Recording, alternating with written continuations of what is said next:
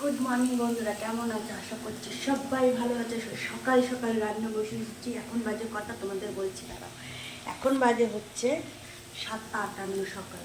তো সকাল সকাল রান্না শুরু করে দিয়েছি। তো চলো। আর একটা কথা, আমি সময় পাচ্ছি না এখন ভিডিও করার।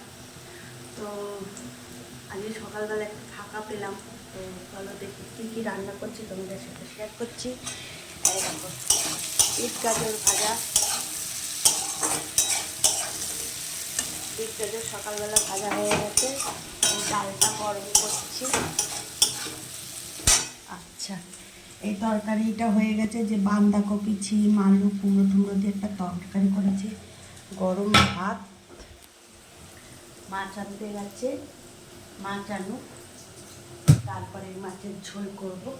তো চলো তোমাদের সাথে রান্না শেয়ার করব। সুন্দর দেখো, সুন্দর মানে বিট গাজর ভাজা সুন্দর হয়ে গেছে। পেঁয়াজ দিয়ে রান্না করেছি বিট গাজর, ভালো লাগে বিট গাজর ভাজা। এবার শীতে করিনি, আজকে করলাম। আর কদিন ধরে একটু গরম গরম ছিল, ঠান্ডা পড়েছে। আজকে সকালবেলা থেকে একটু হালকা ঠান্ডা লাগছে। এই যে ডাল গরম করছি, চলো।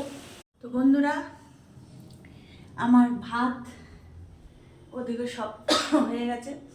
তো মাছ, কি মাছ এনেছি দেখাচ্ছি তোমাদের।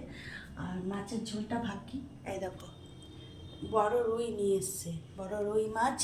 আর তা দিয়ে আলু দিয়ে ঝোল। আর এই দেখো কতগুলো বাসন, এই যে মাছের মধ্যে এটা ঝোলের মধ্যে দিয়ে দেবো বেটে। আর তোমাদের তো দেখালাম, এই যে বিট গাজর ভাজা হয়ে গেছে, এই যে এই তরকারিটা আছে, ভাত হয়ে গেছে। তো চলো মাছের ঝোলটা ফুটলে মাছটা দিয়ে এইটা বেটে ঝোলে দিয়ে দেবো। তারপরে এই যে বাসন রয়েছে কতগুলো, দেখো এই বাসন মাজবো, প্রচুর বাসন। আজকে ভীষণ রোদ্দুরটা দারুণ উঠেছে, মানে ঝলঝল ঝলঝল করছে, দেখো মানে দেখেছো একদম জল করছে রোদটা।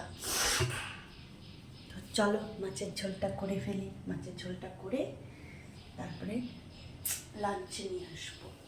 টাটা।